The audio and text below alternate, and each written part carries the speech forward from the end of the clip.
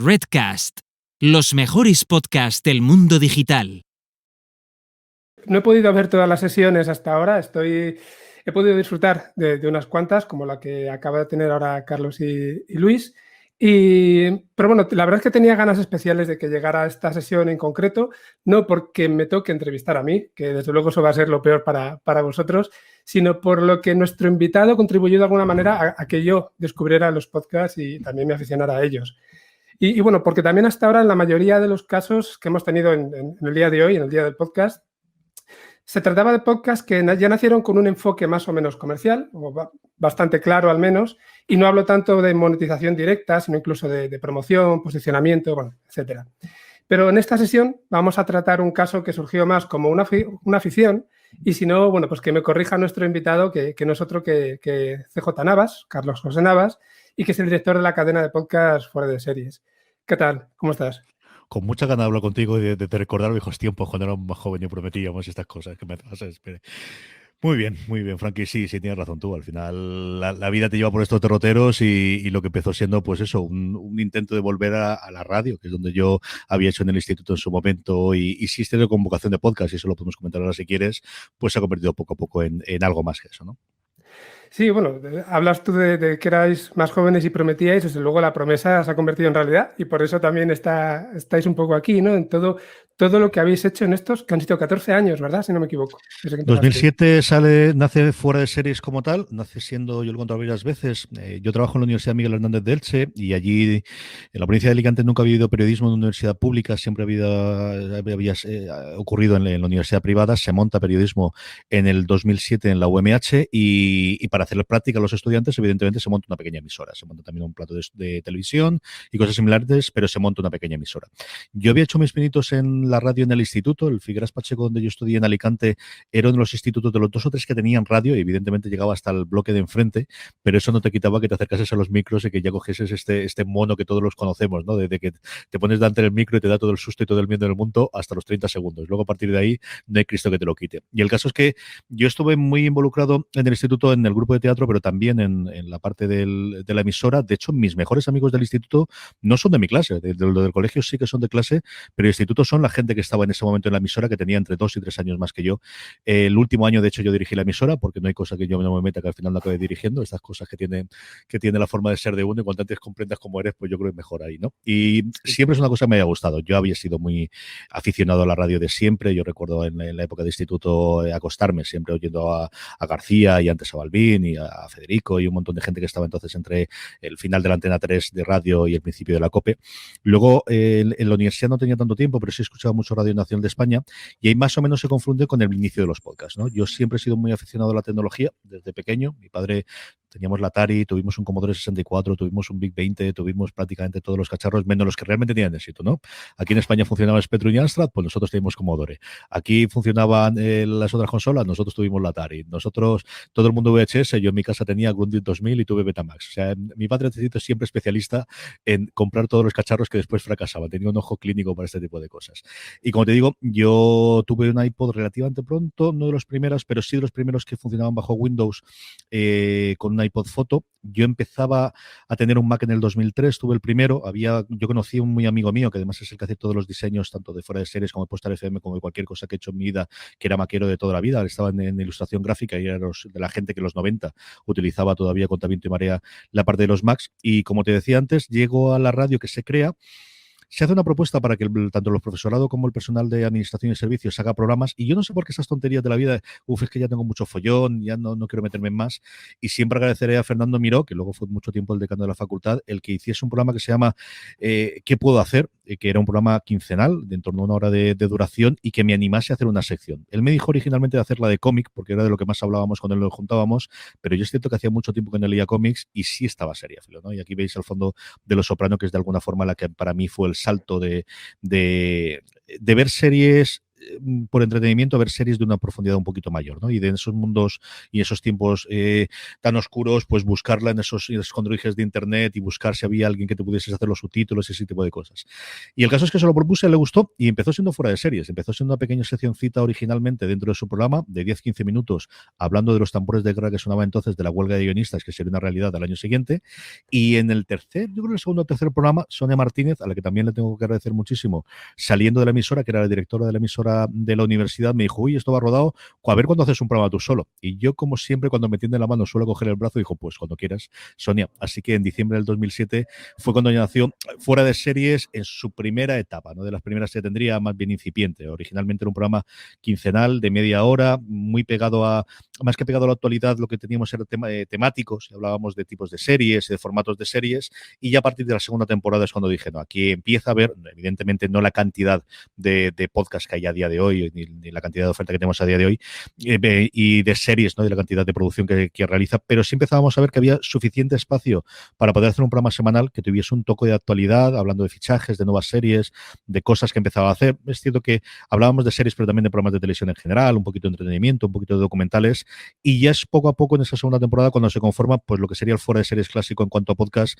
que es con la incorporación de Jorge con mi hermano y de Don Carlos de mi padre, que tuvimos pues toda esa época tanto en Radio UMH como Radio San Vicente.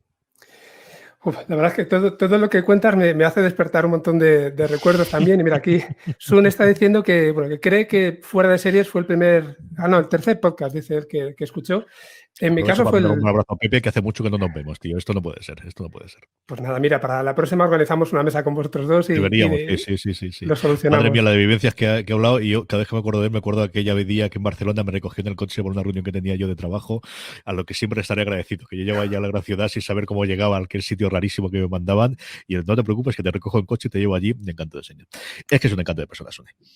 Además, es algo que es verdad que, al menos, yo no llevo mucho tiempo como podcaster, por decirlo así, llevo apenas un par de años, pero sí que he visto que hay como muy buen ambiente, muy buen rollito entre todos, y no he visto yo al menos ninguna situación desagradable. Entiendo, además, que en general todos los que estamos aquí estamos casi por vocación, por decirlo así, porque de momento estamos hoy en el día de podcast como negocio, pero todavía está lejos de convertirse en un negocio a lo mejor del orden que nos gustaría. Entonces, claro, supongo que nos ayudamos más entre nosotros, ¿verdad? Y sobre todo, pues eso, la gente que lleva mucho tiempo. Es que nos conocemos por cuando éramos 4 gatos y al final esas unidades te hacen, y luego por temáticas, ¿no? Yo con la gente que hace podcast de series, pues al final tienes esa afinidad y coincides en eventos, coincides en saraos, coincides en distintas cosas, y es normal que cuando tienes una afición común puedas hablar. Si además conjugas podcast con series, pues más todavía, ¿no? Es totalmente lógico. Claro, y bueno, tú comentabas hace un momento, hablabas también un poco de la cercanía que transmitíais, ¿no? Con el podcast y que seguís transmitiendo pese a que tenéis muchos podcasts y sois ya mucha gente.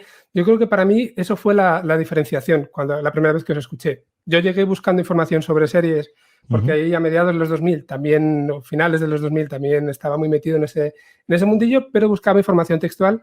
No sé ni cómo. Llegué a vosotros, de repente os escuché hablar, vi que eran pues 3 personas, en este caso estaban también tu padre, don Carlos, y estaba Jorge, y estabais pues como si estuvierais conmigo en una mesa después de comer, una sobremesa, estabais hablando de series y yo no podía hablar, pero en el fondo me sentía como que estuviera ahí en medio, ¿no? Y es algo que a día de hoy sigue pasando, y de hecho, pese a que yo toco un tema un poco diferente como es la inteligencia artificial, pues bueno, que puede ser un poco raro de alguna manera, también la gente me lo transmite, ¿no? Esa cercanía les engancha. No lo sé, yo creo que es parte de lo que hace que ese miedo que tienes al micrófono al principio desaparezca rápidamente cuando te pones a hablar también. Sí, yo creo que, a ver, y aquí es cierto que podcast al final, a día de hoy tenemos muchísimo aparte, ¿no? Y quizás pues un podcast que sea una narración sonora o una ficción sonora, como también pueden hacer pues gente como Podium, por ejemplo, o en Estados Unidos, distinta gente, tienes un tono distinto, pero es cierto, a mí me ocurre igual que tú, cuando pienso en podcast de conversación, pienso en lo que yo mamé originalmente, que eran fundamentalmente programas de tecnología muy relacionados con Apple, pues porque era donde se podían reproducir y al final es donde tenías esa salida. Y ese sentimiento que tienes tú, yo lo tengo como oyente, con muchísimos podcasts que llevo oyendo años y que al final tienes ese sentimiento, igual que ocurre con las series de televisión, ¿no? Ahora quizás menos, pero al final cuando recordamos la serie de nuestra infancia y de juventud, es una definición que oí hace mucho tiempo, es que estabas invitando a la gente en tu casa y estabas viendo una serie de personas que todos los días a una hora concreta llegaban a tu casa y lo sentías como tu familia, ¿no? Y eso que ha ocurrido siempre con la serie de nuestra juventud, sobre todo con las comedias de larga duración, ¿no? Tanto sea un Big Bang Theory o sea una Ida, es que es eso, ¿no? Al final es gente con la que estás todo el día unas horas concretas. Y yo creo que lo mismo ocurre con los podcasts, ¿no? Yo hay una frase que se lo oí la primera vez a mi hermano, que es el que suele tener las ideas geniales y las frases geniales, que es: al podcast llegas por el tema y te quedas por las personas. Y sí, es cierto que al final tú escuchas Fuera de Series para que tengamos información de series o reflexiones de series, más o menos se suda, más o menos divertidas o más o menos reírte, pero lo que quieres es ver, pues eso, en este caso cuando hablabas tú del Fuera de Series clásico, a Jorge qué va a decir ese día, la tontería que vaya a decir yo y sobre todo Don Carlos qué barbaridad va a decir y con qué se va a meter ese día, ¿no? Y está todo el mundo esperando cuando tenía su sección de pegarle palos a las cadenas. Y así yo creo que ocurre en este tipo de programas de conversación, en lo que originalmente podría ser el podcast y que evidentemente sigue teniendo, y ha habido muchísimos avances. Yo leo todas las vueltas que se puedan dar de distintos géneros y distintas estructuras dentro del mundo del podcasting, pero sigue siendo el tipo de podcast que a mí me sigue gustando más, el que más me acerco, y llegas a tener ese sentimiento, ¿no? Muchas veces de forma inconsciente. Es decir, la gente sabe que tengo 2 hijas porque lo he dicho un montón de veces en los podcasts. No es una cosa que yo vaya preguntando por allí, pero al final es posible que sepa muchas más cosas de ti alguien que te ha oído que alguien que conoces habitualmente, sea, como te digo, conscientemente que lo digas en los programas o inconscientemente porque se sale y porque lo notas, y ese sentimiento de lo siento como amigo mío. Sé que no es amigo mío porque no lo conozco, no sé luego cómo se lo es su vida personal, igual es cualquier otra forma, pero ese sentimiento de cercanía que te da el audio, evidentemente, que al final lo tienes ahí, que le estás prestando atención, eso es indudable, y me ocurrió a mí como oyente, y eso mismo que me has dicho tú me lo han dicho muchos oyentes a lo largo del tiempo, ¿no? De me acompañáis, me ayudáis, soy mi cita semanal, ese tipo de cosas que al final pues te llenan de orgullo. ¿Para qué voy a decir otra cosa? Y es lo que permite que ahora mismo, para mí es la primera vez que hago un podcast en directo, te lo tengo que decir, pero como estoy escuchando y te llevo escuchando más de 10 años, pues para mí es como si estuviéramos tú y yo solos, ¿no? Esa cercanía que estabas comentando hace un momento y que bueno, me ayuda. Hablabas hace un momento de frases geniales de tu hermano, y yo creo que hay bueno, imagino que todo el mundo te saca el mismo tema, pero hay una seña de identidad tuya que a mí siempre me ha gustado mucho. Te he preparado un pequeño homenaje y ahora nos cuentas, si puedes, cómo se te ocurrió. Vamos a dar con esto el programa casi por empezado, aunque llevamos ya como 10 minutos. Y voy a decir que en directo, desde un carrito repleto de compras para el Black Friday en Villanueva La Cañada, California, hablamos sobre el proceso que supone llevar un podcast desde su nacimiento como un hobby hasta convertirlo en un negocio y una profesión. ¿Cómo se te ocurrió esto y cómo hacías para cada programa tener una frase distinta? Pues al final intentando escribirla. A veces se me ocurría durante la semana y la dejaba escrita, y lo más habitual es que se me ocurriese durante ese mismo día, sobre todo cuando grabábamos en Radio MH o en Radio San Vicente, que al final en Radio San Vicente, por ejemplo, yo me iba normalmente a comer allí, comía con mi padre y con mi hermano, o a veces con mi padre, y entonces, bueno, pues tenías un ratito antes, mientras acababa el programa anterior, de grabar o de emitir en directo y de hacerlo a posteriori. Lo de California era una coña interior de mi hermano y yo acerca de un documental que vimos en su momento de un señor que hacía, era reparador de puentes, una cosa por el estilo, y aparecía California. Y yo no sé por qué nos hizo gracia, y me lo quedé con eso, un poco para jugar, ¿no? Es por lo mismo por lo que llamaba a Don Carlos en vez de llamarle papá, o a Jorge en vez de llamarle enano o hermano, que es como toda la vida le había llamado, ¿no? Sí. Yo creo que jugabas esa especie de mística, cada cierto tiempo lo decíamos y la gente se seguía sorprendiendo, y sí que creo que tienes que hacer una entrada. O sea, yo lo que sí que soy muy partidario, y ahora, por ejemplo, pues ahora que hacemos, por ejemplo, de Mandalorian, y Juan Calonce que lo conduce, me dijo, ¿qué indicación? Y digo, prepárate la entrada y la salida. El resto, siendo una conversación, va a ser una conversación fluida, dominas el tema, no va a haber problema. Otra cosa es que hables de lo que no sabes, pues ahí tienes 2 problemas, ¿no? Pero sí que creo que la introducción, como has hecho tú o como yo moderadamente intento hacer en todos los programas, es una cosa que tienes que tener escrita y tienes que tenerla clara, aunque la memorices y que funciones. Y ya empezaba a ser un guiño, ¿no? Yo creo que, igual que decías tú, la gente estaba esperando qué tontería iba a decir ese día. La despedida es siempre la misma, porque creo que la despedirse siempre hay que despedirse igual, pero sí esa entradilla de que ya te ponía y tenía el gusanillo de voy a menos tontería oír la tontería del principio, es una cosa que he perdido con el tiempo que debería recuperar. Desde luego que debería volver a tener y hacerla, porque me divertía mucho hacerlas y de vez en cuando tenía alguna que no estaba mal del todo. Perdona, que me ha sonado aquí una alarma en directo y no debería, lo siento un montón. Bueno, yo te he presentado, pero no te he presentado convenientemente, ¿no? Al menos todavía no hemos dicho quién eres más allá de director de podcast Fuera de Series. Te está llamando CJ, ¿te va bien, Carlos Jesús? Absoluto, Digo, totalmente. Carlos José, Mi CJ. mujer llama CJ, así que a partir de Vale. ahí todo el mundo. No te preocupes. Perfecto.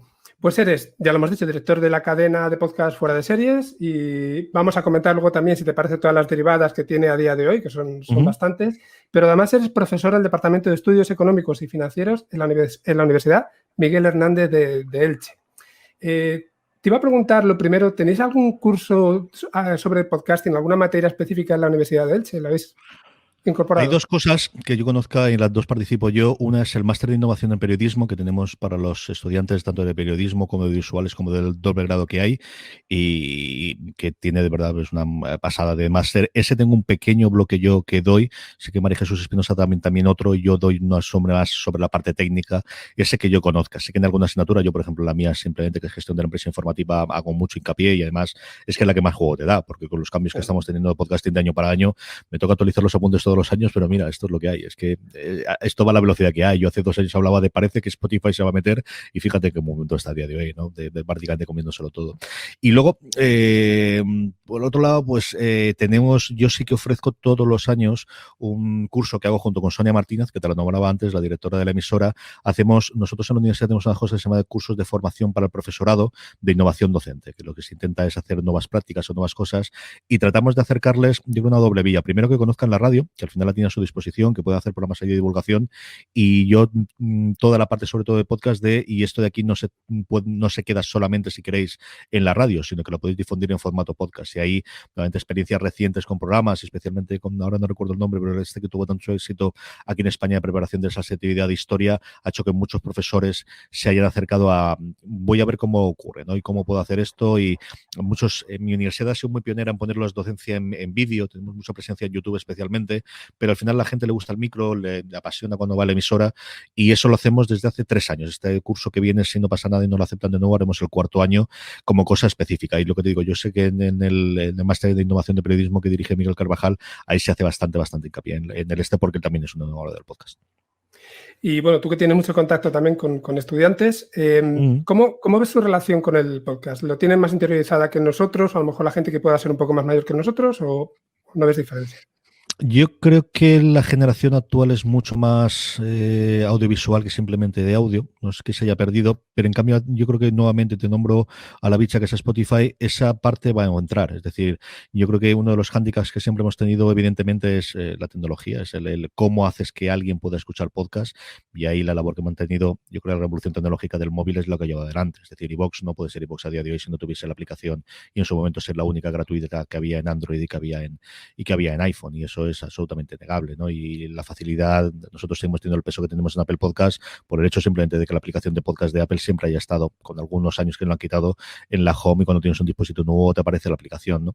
Yo creo que ahí nuevamente el facilitar al que tengas al alcance de un clic igual que un vídeo de YouTube, igual que una canción dentro de Spotify es lo que está cambiando muchísimo y luego es cierto que hay una oleada de moda y que al final el estar en el zeitgeist y estar en el que se conozca la palabra podcast y se entienda la palabra podcast y que al final estemos en el mismo saco y que haya producciones muy grandes, sea de podcast de conversación, sea presentado por alguien muy importante o sea un podcast, pues eso, una ficción sonora que al final te traiga a la gente al género y que a golpe de un clic, yo que soy antiguo, a golpe de una pulsación del dedo en el móvil puedas tener lo otro, eso ocurre. Entonces, sí que notas. Igual que cuando hablas de YouTube nadie tienes que explicarle lo que es, o si hablas de Spotify nadie tienes que explicarle lo que es, cuando es podcast sí que hay un porcentaje de gente de ¿y esto por dónde funciona? Pero ocurre igual con las newsletters, que también hay gente que no va hasta donde hay. Pero bueno, yo creo que poco a poco, lo que te digo, sí que notas pues que en los últimos años hay muchísima más gente que ya conoce el medio y que conoce la palabra de lo que pudo ocurrir hace desde luego 4 o 5 años cuando yo empecé a enseñar a futuros periodistas y futura gente que se dedica al audiovisual. Bueno, voy a tratar de centrarme un poco en lo que llevaba preparado, porque yo soy mucho de empezar por un camino y luego ir saltándomelo. Pero eso es el buen entrevistador, Frankie. Eso es lo que hay que hacer. En función de lo que te dé el otro, tú vas tirando y ya está. Sí, vamos, al menos a mí es lo que me gusta, tengo que reconocerlo.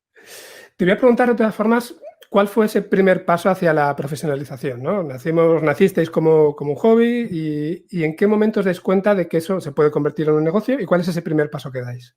Primer paso en la revista. Nosotros en el 2013, creo recordar, te llamo sí. ahora de memoria, hay un momento en el cual Apple parece que apuesta por hacer alguna cosa, lo que siempre le habían pedido las revistas de sálvanos, sálvanos, igual que ocurrió con la música en su momento con la venta a $1 de las canciones. Y yo, había un par de revistas, había una precisamente que se llamaba The Magazine, que la hacía Marco Arment, que es conocido en el mundillo del podcasting por ser el único creador, de hecho, de Overcast, de la aplicación para reproducir podcasts bajo iOS, y luego tienen varios programas, especialmente ATM a día de hoy, que es uno de los puntales, de los 4 o 5 podcasts principales que hay que oír si te gusta el mundo de Apple, que hace junto con Casey Lees y con John Siracusa, y es uno de los 3 o 4 podcasts que yo oigo regularmente todas las semanas, ¿no? Entonces, él lanza este magazine con suscripción bajo iPad y todo lo demás, y ya empezabas, a ver, nosotros llevamos 6 años, estábamos no conocidos en el mundillo, pero sí conocíamos a mucha gente del mundillo, ¿no? Habíamos juntado pues alguna JPod, en algún evento que se empezaba entonces a hacer alguna cosita en Madrid, nos oíamos mutuamente, entonces sí que te escribían gente y empezabas a hablar, y ya existía el Twitter, no el Twitter que conocemos ahora, sino un Twitter con mucha menos gente, pero que al final te permitía tener conversaciones y que te buscabas, ¿no? Te buscabas y hablabas de ellos. Y menos Entonces ruido. Sí.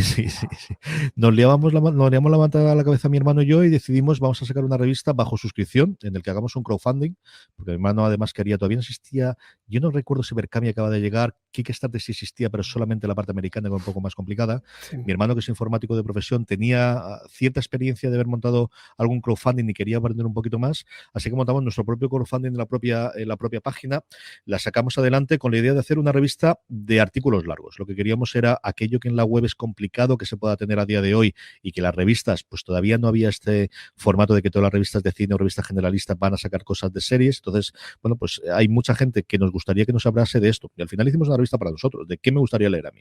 Pues me gustaría leer a otra persona haciendo esto, me gustaría tener una entrevista exclusiva con Brian Fuller, como tuvimos, que le hizo en su momento la gente que teníamos, ¿no? Y este tipo de cosas. Entonces, ese fue el muy buen momento, tuvimos como 400 suscriptores, yo creo que captamos en torno a los 13 o 14.000 euros aproximadamente, y es el primer momento en el que vimos que más allá que nos oyen, que al final lo tienes, ¿no? Y él tienes ese feedback, pero nunca sabes exactamente la cuantificación.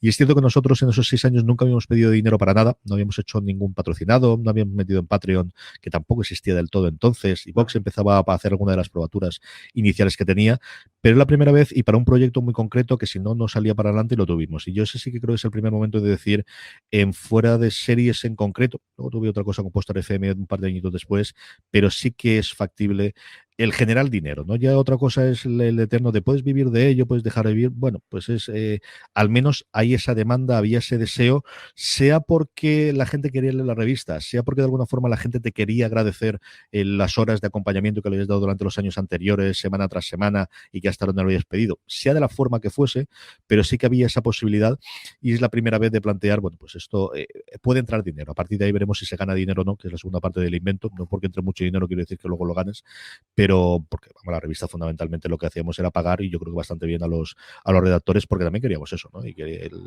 el objetivo fundamental era, pues eso, lo que te digo, una revista que nos sintiésemos orgullosos de tenerla mucho más que hacerla. Yo creo que lo hicimos con mucho mimo, con mucho cuidado, y es una de esas cosas que desgraciadamente se quedaron en un año solamente, que algún día quiero rescatar cuando me dé la vida, Frankie, cuando me dé la vida.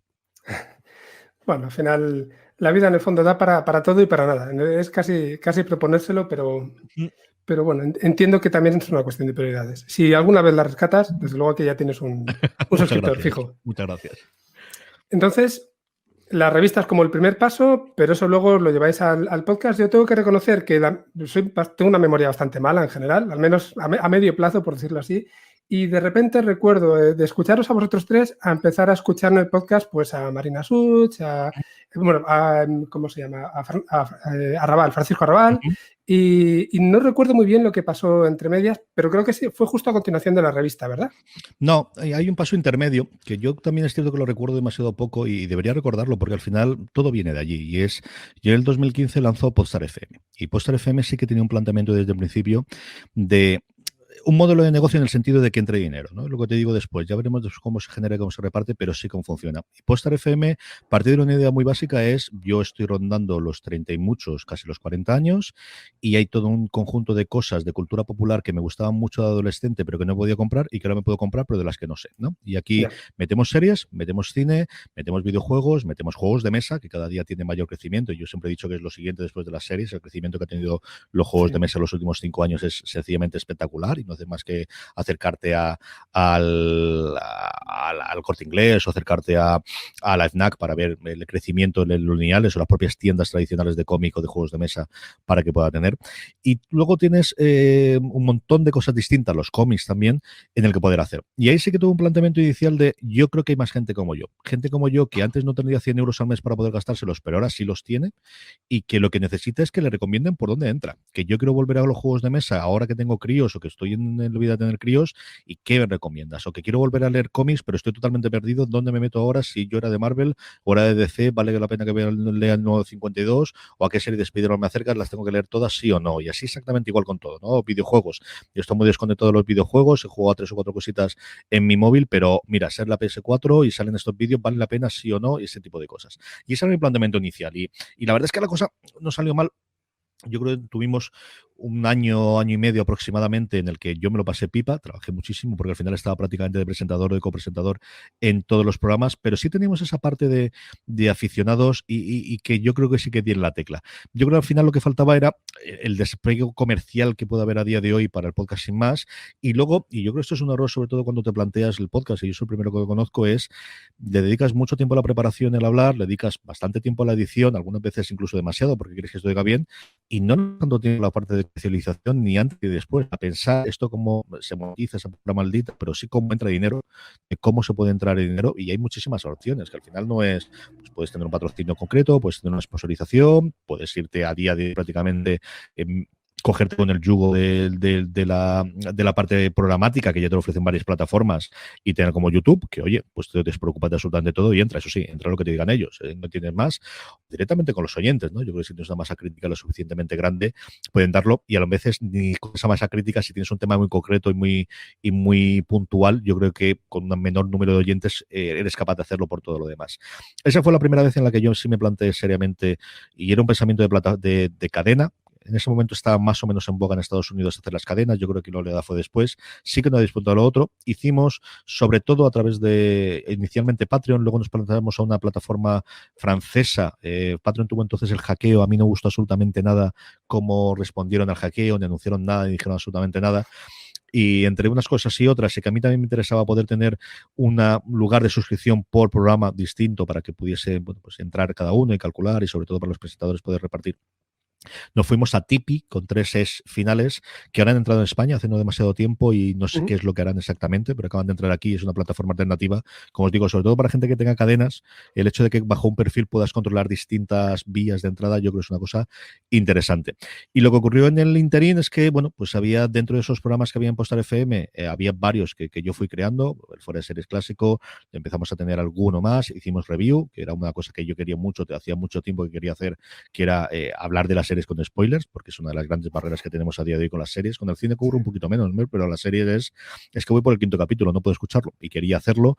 Y eso, yo recuerdo esas tardes de San Vicente de meterme, pues eso, empezar a las 4 y salir a las 8 de la tarde después de grabar 3 programas o 4 programas, intentar agruparlos todos juntos porque estabas a la emisora, traía alguno, pues venía Roberto Pastor, venía Carlos Gogor, venía un montón de la gente que siempre había estado a colaborar y a hacer charlas. Son programas que escuchas hoy, sobre todo review, que siguen manteniendo, ¿no? Que al final son un programa un poquito más atemporales, que también otra cosa que yo quería perseguir, más allá del Fuera de Series clásico, que aunque la gente me sorprende y escucha programas de hace 12 años, pues al final están mucho más pagados a la actualidad, ¿no? Y ese es el punto intermedio, que es cierto que ahí, pues porque me pilló extraño a mí y lo fui dejando, y al final pues no puedes estar en todo, y como te digo, Fuera de Series empezó a despegar y había mucho más claro el poder llegar a acuerdos con cadenas y con plataformas y con canales para poder hacerlo, pero es una cosa que tengo muchas ganas de volver. Slumberland, que es el programa de cómic, lo seguimos respetando un poquito más de tiempo después, con Julián Clemente, con Joan Rovira y con José Bravo, un poquito metidos dentro de Fuera de Series. A mí me da mucha pena personalmente La Colina de Ávalo, que lo hacía con Paco Gurney y con un elenco de colaboradores maravilloso, hablando de juegos de mesa, que yo aprendí un montón, yo disfrutaba muchísimo. Y siempre nos decía, la gente de juegos de mesa de la comunidad es, igual que hablabas tú antes de la gente del podcast, es tremendamente agradable y cariñosa, y siempre decía, es que no hay de estos, ¿no? Al final no hay programas que intenten ir a la base para alguien que entra nuevo y que podamos recomendarle a alguien, que al final, pues la gente que está en el mundillo tiene palabras, tiene jerga y tiene cosas en las que que quizás son más elevados. Y yo estaba muy, muy contento con esos dos. Credits a mí me servía muchísimo cuando hablaba con Roberto Pastor, porque al final yo no tenía ni puñetera de videojuegos modernos y él me enseñaba todas las semanas, era en el que más le dejaba ir hablando, y así todo el resto de los programas, ¿no? Yo creo que teníamos un montón de programas entretenidos y divertidos. Sophie Channel, que hacíamos sobre deportes, intentando buscar no la confrontación activa, sino buscando el punto amoroso y cariñoso del deporte. Y son un montón de nombres y un montón de cosas que, nuevamente, si me diese la vida, me gustaría volver a rescatarlos, pues posiblemente de programas quincenales o programas mensuales o de alguna recopilación, no exactamente de algún extremo, de alguna forma diferente, porque al final yo creo que no existe no existe fuera de series lanzamientos si no tienes al de Postar FM, no, ese paso intermedio, al menos a mí personalmente, sí que me dio la seguridad de puedo hacer más de un programa a la semana, puedo dirigir más de un programa a la semana, puedo editarlo, puedo subirlo, puedo encargarme si hace falta, y si luego puedo delegarlo, delegaré, pero al menos soy capaz de llevar esto adelante y responde la audiencia, ¿no? Y la segunda parte es que sabes que hay gente al otro lado del micro que te sigue porque quiere escuchar lo que dices, sea de una forma o de otra. Y yo creo que ahí, hombre, al final uno sabe más de series posiblemente cualquier otra cosas, pero sí que hay gente que le gusta cómo presentas y gente que le gusta cómo hablas, y parece que a la gente le hace sentir cómodo y en casa, como decías tú antes, que también es importante. Y yo creo que ese punto, y yo creo muchas veces por fallo mío de al final hacer ese salto o tirar siempre fuera de series, no lo suelo recordar tanto cuando me preguntan por ello o las entrevistas. Sí que es una cosa igual que la revista, que son dos puntos de toque o dos piedras en el camino, sin las cuales yo creo que no se llegaría al fuera de series a día de hoy. Mira, otra de las cosas que al menos para mí resolvéis o sustituís, que me lo has traído también a la memoria, era pues lo mismo, a finales de los 2000, o bueno, antes de que entraran las plataformas de streaming como Netflix y todo lo que vino después, solamente podías ver las series día a día o semana a semana en la televisión, y siempre hablabas con tus compañeros del trabajo, con tus amigos, y te ponías al día, ¿no? Hacías un seguimiento en común, comentabas y tal. Ahora es más difícil, porque cada uno va a su ritmo. Uno estrenan The Crown la semana pasada y uno se lo ve en el primer día, otro tarda 3 meses y otro no sé qué. Entonces, con vosotros sí que te puedes, pues, no sé, puedes ir avanzando a tu ritmo también, escuchando los podcasts a la vez que tú te vas viendo la serie, y te ayuda de nuevo a estar un poco más en casa, ¿no? A sentirte más cercano de esa persona que estás escuchando.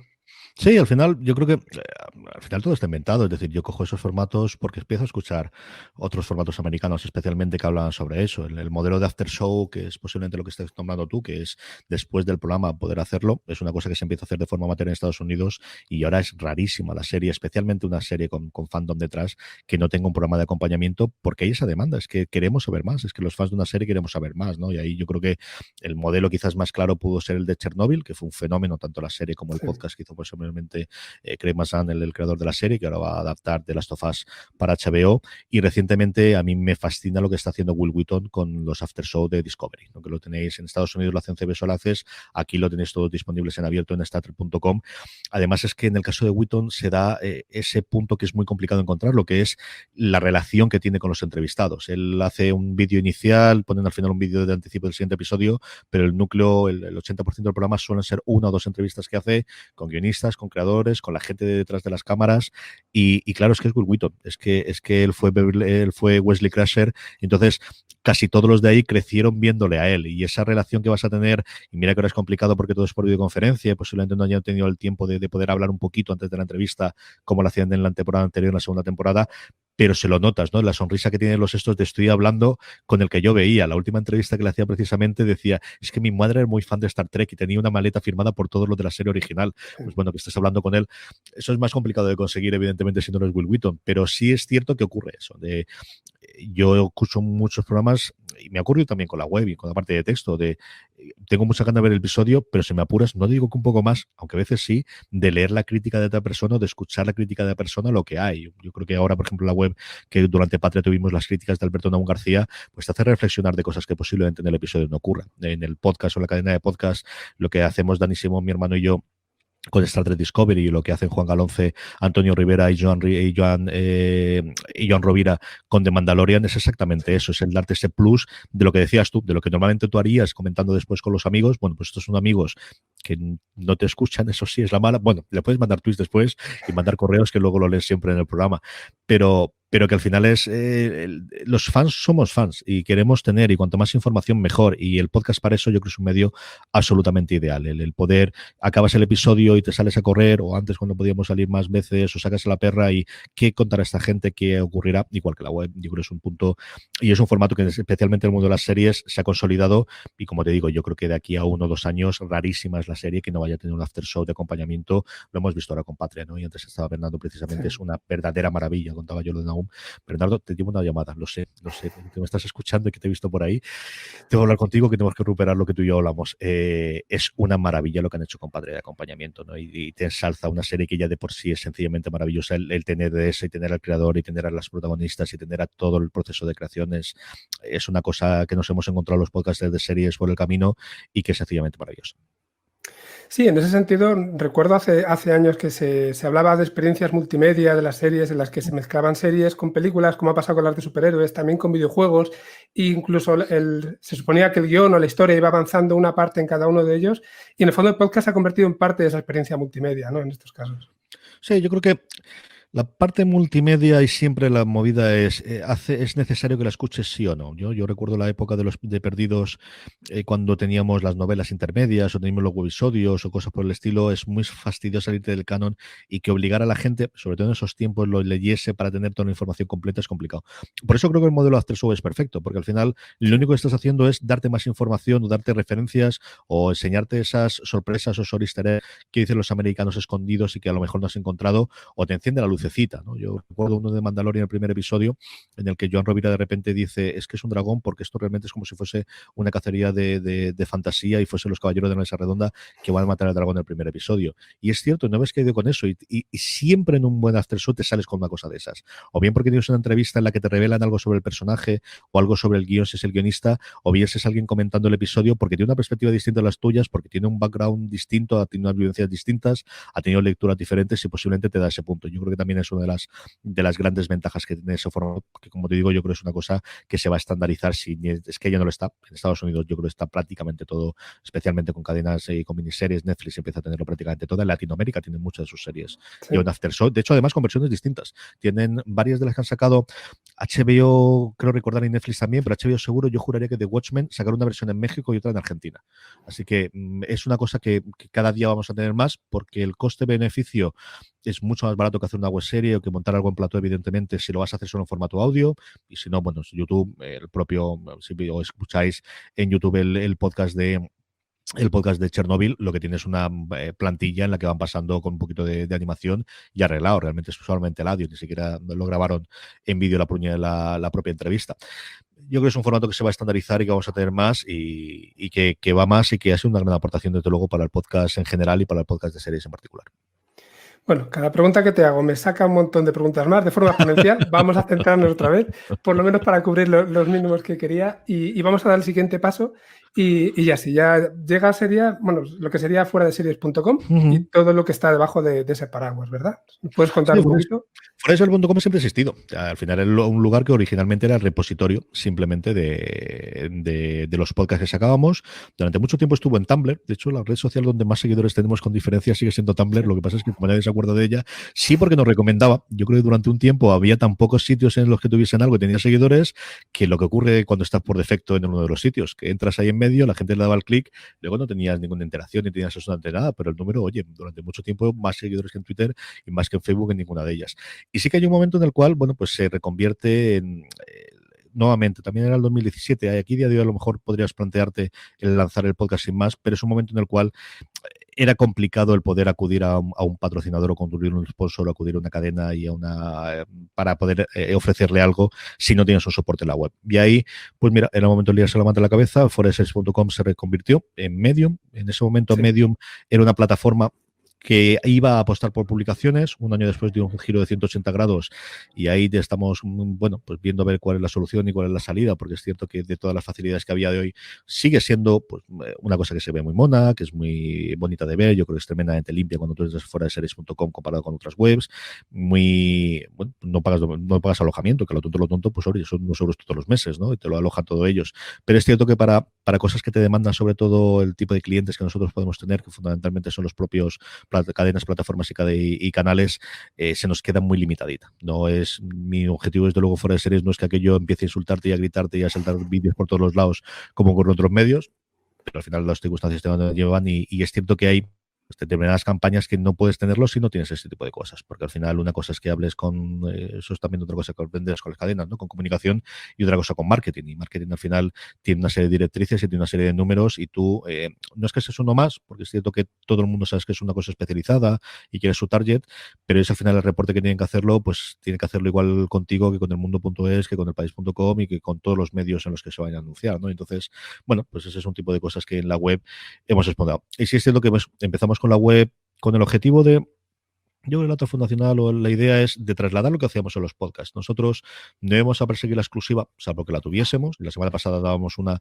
sobre la nueva serie de Netflix español que dio Álvaro Nieva, y yo creo que esa sí que hay que darla. Pero sin volverte loco, nosotros no somos Deadline, ni somos The Hollywood Reporter, ni somos alguien que esté buscando la noticia. No vamos a publicar 70 cosas al día. Y tenemos gente, y sobre todo la gente que tengo, no es gente para escuchar ese tipo, para sacar ese tipo de noticias.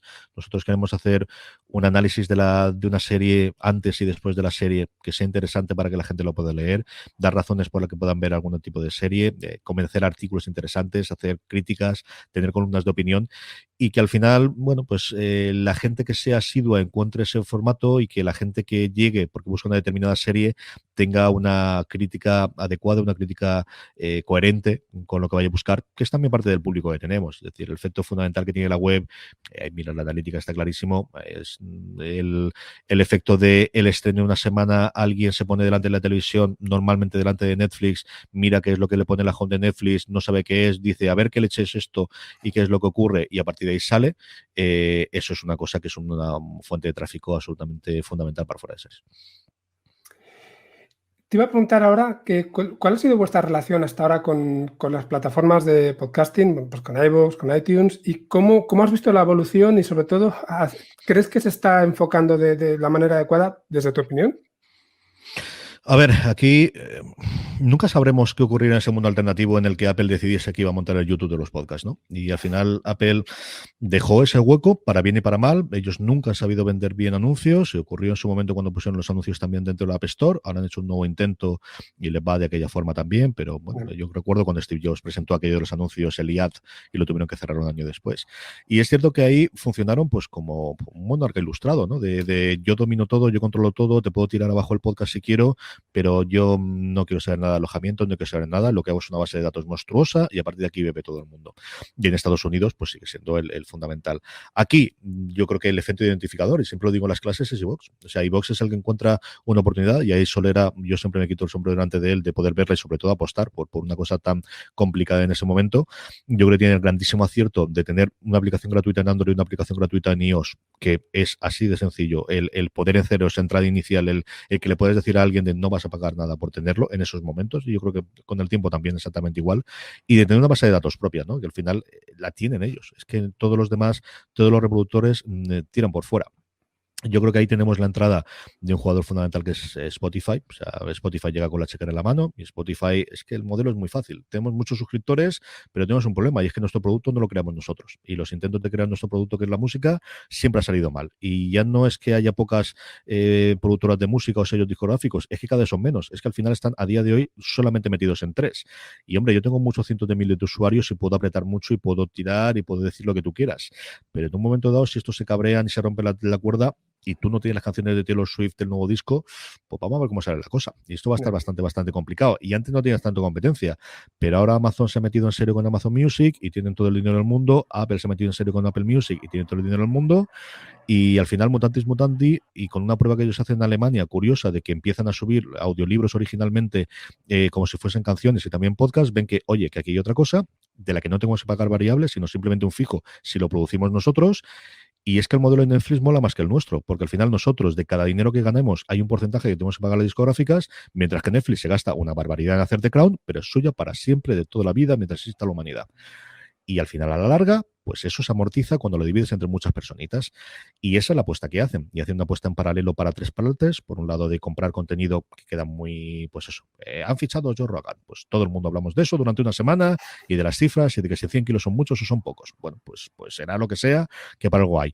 Pero luego por otras tiendas están haciendo los movimientos que tienen que hacer, que es convertirse en YouTube. Es que al final donde realmente está el dinero es en el intermediario.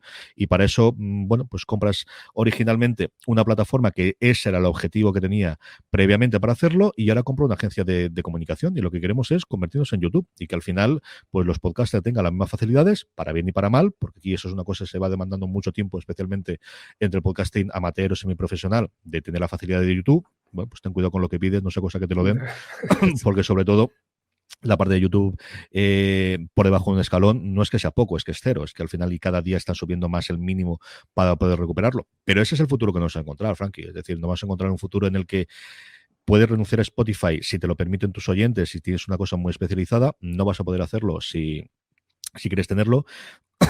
Te va a poner todas las facilidades del mundo, perdón, para poder colgar tu podcast y monetizarlo en mayor o menor medida, y eso es lo que va a ir por ahí en medio, porque además lo que estamos viendo de Amazon en Audible es: vamos a crear un contenido muy concreto que pueda sponsorizarse o que lleve suscripciones.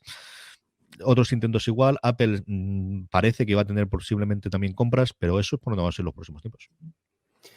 O sea, que básicamente todavía estamos intentando buscar el cómo, ¿no? Hay un montón de ideas, hay un montón de, bueno, pues de acciones puestas en diferencia marcha. es que hay un montón de dinero. Lo que no había antes era un montón de dinero. Sí. Y ahora sí que la hay. La hay por parte de las plataformas, la hay por parte de las empresas, especialmente las que no llegan de fuera. Y yo sí que creo que hay anunciantes a día de hoy. Y si no anunciantes, agencias de marketing que les son más fácil pagar a los anunciantes. Que al final yo creo que es otra de las cosas que también se pierden por el camino. BMW no decide normalmente dónde invierte. BMW contrata una agencia de marketing que decide dónde invierte. Y ahí hay una parte que sí va siempre a la televisión y que va a prensa y que va a vallas, que ahora, si la persona que está encargada de hacer ese reparto conoce los podcasts o empieza a hacerlo, o alguien le dice, oye, esto de los podcasts es más fácil, no se te va a ir todo el dinero a la televisión de los podcasts, igual que no todo el dinero de la televisión de internet. Pero sí que es fácil que empiecen a hacer pruebas y empiecen a tener algunos. Y midiendo, comprobando, y ahí las métricas no las vamos a tener hasta la sopa, porque es el mundo en el que viven ellos. Esa parte de retorno, sea verdad, sea mentira, sea mitad, sea como sea. ¿De cuánta gente ha pasado por esta valla con el coche? Pues como la valla la tuvieses en abril y mayo, yo te digo yo la gente que pasa por allí. Pero bueno, en fin, claro, aquí exactamente igual. ¿Son las normales del IAB? Pues parece que todos vamos a morir las normales del IAB, sean mejores, peores, igual que todo el mundo se cree el EGM, igual que todo el mundo se cree toda la parte de Internet del Google Analytics, que parece ser fiabilísimo, y luego hay otros días en los cuales te sacan el correo de esto no era exactamente así, pedimos perdón a Facebook, exactamente. No, pues mira, realmente era un tercio de los que te decía que había ocurrido. Bueno, son las reglas del juego. Yo creo que la gran diferencia, desde luego, hoy, así estuviésemos hablando hace 5 años, ¿no? Por ejemplo, cuando vuelta a apostar de FM, es si hay dinero. Antes se movía, había alguno que podía funcionar, alguien que había, pero hay dinero. Estás viendo aquí en España y también en Estados Unidos, que al final nosotros siempre vamos 2-3 años por detrás de ellos, gente que en la vida te podías pensar que haría un podcast, lo que haría es un programa de televisión que lo tenga. Yo el último que he estado escuchando recientemente es un podcast que hacen entre Sean Hayes de Will y Grace, ay señor, no me acuerdo de los otros dos, Will Arnett, y el tercero es el creador de Ozark, se me ha ido ahora, Jason Bateman. Sí. Hace un podcast a 3 hablando de conversaciones, pues los 3 son muy amigachos, y el último tuvieron a Paul McCartney. Ya lo que hacen es llevar un invitado sorpresa en cada uno de los programas, y Paul McCartney, dentro de la gira del nuevo disco que saca en diciembre, pues uno de los parones que tiene ya no es que sea ACB, ABC o CBS o los programas nocturnos tradicionales, es que se va al podcast de estos 3 sanados porque tiene su audiencia. Y es que realmente funciona así porque hay dinero y estos 3, no digo que no se lleven muy bien, sean muy colegas, pero si no ganas dinero tampoco lo harían. Seguro. Y volviendo un poco sobre YouTube, que estabas hablando de ellos hace un momento, yo me fui a vuestro canal, vi que teníais unos 16.000 suscriptores, pero ¿cómo responde la gente realmente? ¿Lo consume de una forma significativa respecto al consumo que tenéis de los podcasts vosotros? ¿Os dan buen feedback? ¿Crees que merece la pena estar en YouTube? ¿O simplemente es necesario? Yo creo que merece la pena probar, siempre merece la pena. Nosotros estamos experimentando, hemos tenido distintas cosas, hemos hecho cosas grandes en YouTube como determinados directos o determinados programas durante el confinamiento que hacíamos presencialmente en Fundación Telefónica que no hemos podido hacer.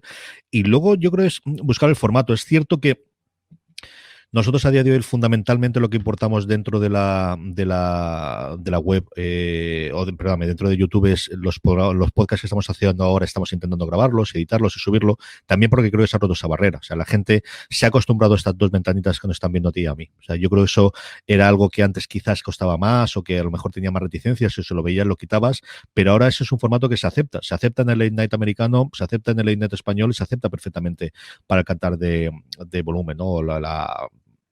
Se acepta perfectamente para un programa. Ese es el punto inicial. A mí me gustaría hacer más cosas y probar más cosas con el medio audiovisual, ya no solamente en YouTube, en Instagram, sea en Instagram Televisión o sea en directos de Instagram, que estuvimos haciendo también una cosa durante la pandemia, que hacía yo presentar todas las tardes y hacíamos media horita de acompañamiento en Instagram en directo, y yo creo que nos sirvió bastante. Yo me lo presenté muy bien, la gente estuvo, y lo que comentabas tú antes, me han escrito 2 o 3 de, mira, pues tuvo un confinamiento más o menos complicado por circunstancias personales y esa media horita que te oía a ti me servía, ¿no? Y es una de estas cosas que también, pues mira, que te enorgullecen. Yo creo que esa parte de soy podcaster, entonces solamente se me puede ver en audio y en YouTube, no, pues yo creo que hay que quitarse esos prejuicios por ese lado y plantearlo. Son medios distintos pero complementarios. Yo creo que funciona mucho mejor cuando haces una cosa concreta para YouTube y una cosa concreta simplemente para audio. A todo no se llega y, como te digo, yo creo que sí que se acepta mucho mejor a día de hoy que estemos haciendo este mismo programa que estamos haciendo tú y yo en YouTube, pues a lo mejor hace 2 años no se aceptaría. A día de hoy yo creo que todo el mundo entiende que es ese tipo de programa que puede funcionar. Y no nos engañemos, es que hay mucha gente que ve YouTube escuchándola de fondo. O sea, eso existe con la música y existe exactamente con los podcasts. Efectivamente, hoy además de YouTube, te lo digo por si no eras consciente, estamos también transmitiendo por Twitch. ¿Vale? Y es otro canal que también parece que últimamente está teniendo. Esa es la otra que nos falta. Nosotros la tenemos abierta desde hace 2 o 3 años, precisamente por eso, pero es cierto que nunca lo hemos visto. Yo creo que YouTube reaccionó tarde, pero al final reaccionó, ¿no? Para la parte de los directos y de los estrenos y de la emisión en directo que tenía Twitch. Y yo creo que si hubiésemos ido con Postar FM y haciendo alguna cosita con videojuegos, hubiésemos seguido en Twitch, ¿no? Que ahora evidentemente se ha generalizado mucho más, pero sigue teniendo esa parte del nicho de donde nació con los videojuegos. Así como anécdota, estamos retransmitiendo todos los mesas redondas y encuentros que se están haciendo en el Festival Series Nostrum de Altea, y lo estamos retransmitiendo también por Twitch. Tengo muy poquita gente, pero también y hay gente que al final se acerca fuera de series a través de Twitch. Cambio otra vez un poco de registro. A día de hoy, si entramos en vuestra web, ves que hay pues unos 20 colaboradores, yo creo que tenéis, ¿no? Al menos ahí hay listados, lo cual supone, entiendo, un desembolso importante de dinero para la empresa en este caso. ¿Cómo monetizáis? ¿Cómo estáis ganando dinero a día de hoy para hacer frente a todo esto? Pues nos toca la lotería todos los años y es lo que esto ayuda un montón, Frankie. No, fuera de coñas. Nosotros, nuestro cliente principal son las propias cadenas, las plataformas y los canales, que siempre digo los 3 porque son diferentes y porque cada uno quiere su corazoncito, ¿no? ¿Qué es lo que hacemos nosotros? Nosotros, yo siempre digo que vendemos información, nunca vendemos opinión. Nosotros jamás vamos a tener una crítica pagada, jamás vamos a tener una opinión pagada, pero sí que tenemos exactamente igual que hace, pues yo qué sé, yo recuerdo muchísimos tiempos en Fotogramas leer la crítica a la derecha y el anuncio de la película de izquierda, ¿no? Lo que toda la vida se ha hecho en este tipo de revistas y este tipo de publicaciones, ¿no? Nosotros, evidentemente, vamos a hablar de la 4ª temporada de Stranger Things sí, o vamos a hablar de tal en cualquiera de los casos, ¿no? Y esa labor con nuestros lectores la vamos a tener. A día de hoy, y por la estructura que te decía antes dentro de Medium, nuestra principal fuente de ingresos es esos acuerdos que tenemos, en muchos casos acuerdos anuales, en la que tenemos una especie de añadidos, ¿no? Y de bloques, o hacemos un acuerdo anual para una serie de promoción de sus series, se acuerda con ellos y ahí tenemos pues desde inserciones en la web a menciones en los podcasts, cuñas en los podcasts, menciones dentro de la web, nuestra newsletter, que al final tenemos una newsletter yo creo bastante apañada, que sacamos de lunes a viernes recopilando lo mejor de fuera de series y lo mejor también que recordamos dentro de otros medios también de comunicación y de gente que habla sobre series. Pues una cosa que me gusta mucho, y si The Hollywood Reporter lo hace, que pone un chorizo de newsletter y al final recomienda cosas de otros sitios, no vamos a ser nosotros menos, ¿no? Y lo hacemos pues con el tono que queremos darle al final a fuera de series, que es un tono serio en el fondo, pero alegre y divertido en la forma, ¿no? De que al final no hace falta ponerse sesudos todo el rato. Ya el análisis tiene que ser sesudo de por sí, pero puedes decirlo siempre con una sonrisa y lo puedes decir siempre de una forma curiosa. Entonces, sí, al final lo que tenemos a día de hoy, como te digo, fundamentalmente es eso. A ver qué ocurre en el futuro. Yo creo que si cambiamos a WordPress, pues tendremos una incorporación, hombre, de algún otro tipo de publicidad más programática y más automática, como podemos tener otras redes, exactamente igual si nos migramos a una plataforma de podcast en la que se pueda tener ese tipo de publicidad, que va a llegar, queramos o no, es decir, el que tengamos inserciones de cuñas automáticas, pues no sé exactamente cuál será la plataforma que acabamos aterrizando, pero que se va a ocurrir sí o sí, y esa es la que tenemos. Pues fundamentalmente, como te decía, era el tipo de gente que quiere captar a nuestra gente. O sea, ¿quién quiere vender? Pues tú tú quieres vender un coche, ¿dónde te anuncias? Pues en las revistas de coches. Pues si quieres vender una serie, ¿dónde te anuncias? Pues una revista de series, en un portal de series, una cadena de podcast de series y en los medios y las redes sociales de un lugar dedicado a series. ¿Y cómo os promocionáis vosotros? ¿Hacéis mucho esfuerzo en ese sentido o es algo orgánico? Fundamentalmente orgánico. Nosotros, ten en cuenta que la web tiene muchísimo tráfico de lo que te decía antes. El usuario tipo nuevo que llega fuera de series es alguien que se planta el viernes por la tarde, pero cualquier otro día de la semana, en torno a las 8 y las 10 de la tarde, horario español, y luego tenemos bastantes también lectores sudamericanos. Netflix le recomienda no sé qué leche es esto, saca el móvil, y nosotros ahí sí que es cierto que tenemos la ventaja de que solemos estar muy bien posicionados por dos razones. Primero, por el peso que tiene la web, y segundo, porque solemos escribir prácticamente de todo. O sea, yo sí que el hecho de tener una redacción tan extensa y tan especializada por temas y por tipos de series, alguna de la gente que hay dentro, te permite que prácticamente llegues a todas, ¿no? Entonces, esa es la forma en la que llega. De esos, pues un determinado porcentaje, como ocurre siempre, se empieza, uy, ¿esto qué es? Mira otra cosa, mira otro artículo, y mira, espérate que tienen podcast, y busca los podcasts, y vuelven creciendo un poquito más, y ya está. Luego, pues de vez en cuando hacemos alguna probatura de algún post concreto, de algún artículo concreto, pues sobre todo cuando son listas, o de cara a final de Navidad, o de cosas similares, de promocionar las redes sociales mediante pago, pues sea en Twitter Ads o sea en Facebook Ads o exactamente igual con la parte de Instagram, y en determinadas campañas que tenemos que el cliente, nosotros siempre normalmente tenemos guardando un pequeño porcentaje para poder hacer esa promoción adicionalmente, ¿no? Y tenerla. Pero al final, lo que digo, nosotros, de verdad es que llega muchísima gente nueva todos los días. De los lectores que tenemos, siempre llega gente haciendo esas búsquedas, además lo ves, ¿no? Netflix es la primera por encima de todas, eso Netflix la tiene todo el mundo, es una palabra como Spotify, no tienes que explicarle absolutamente nada de lo que es, y llega clarísimamente y lo tenemos. Así que no es una cosa que hayamos hecho especiales esfuerzos para darnos a conocer fuera, porque Google lo hace por ti. Vale, nos quedan 5 minutillos y le digo casi como nota mental, para que no, aunque me imagino que ya nos daría una colleja si nos fuéramos a pasar un poquito.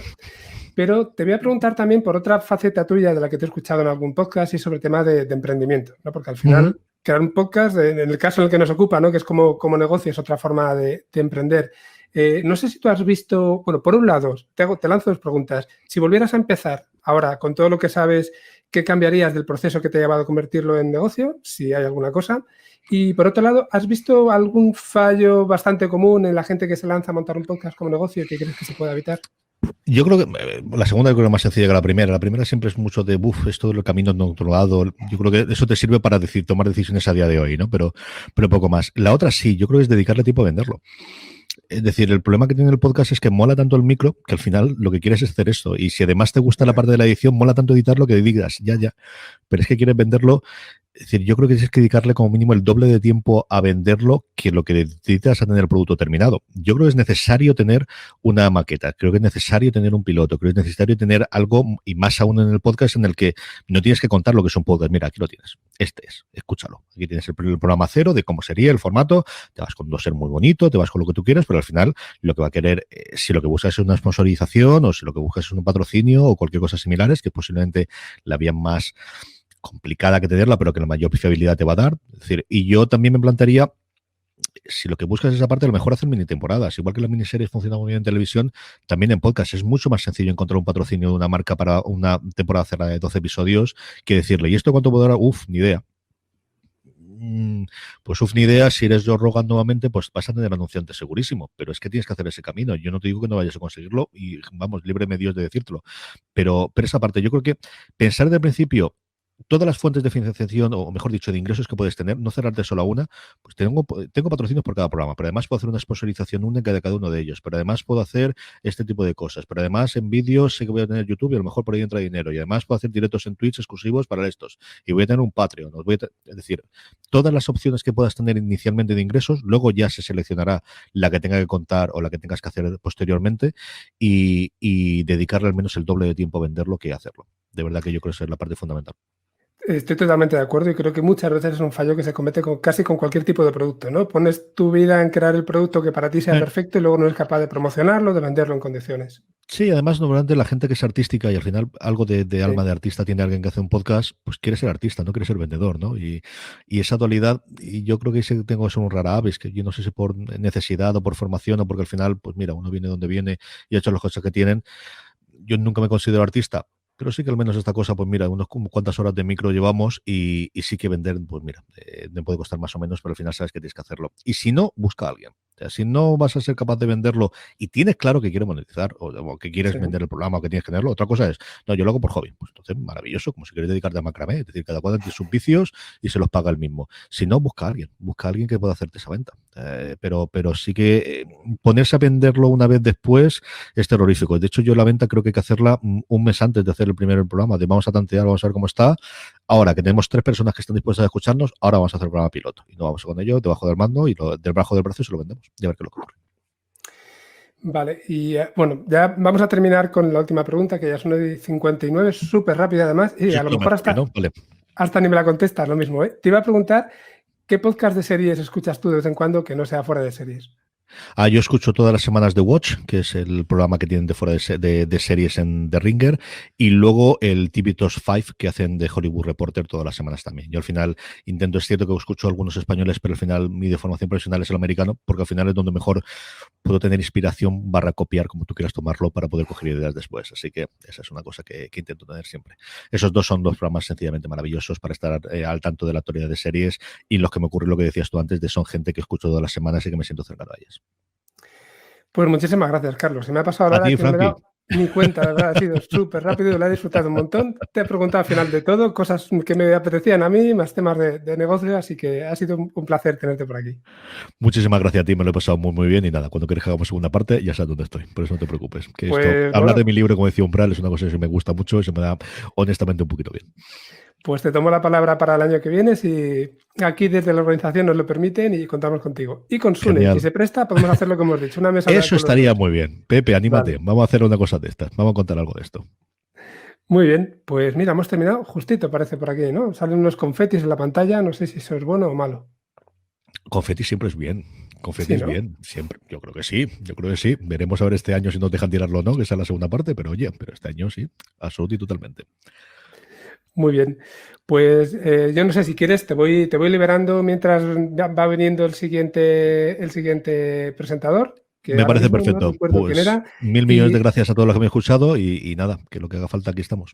Estamos en contacto. Un abrazo. Hasta luego.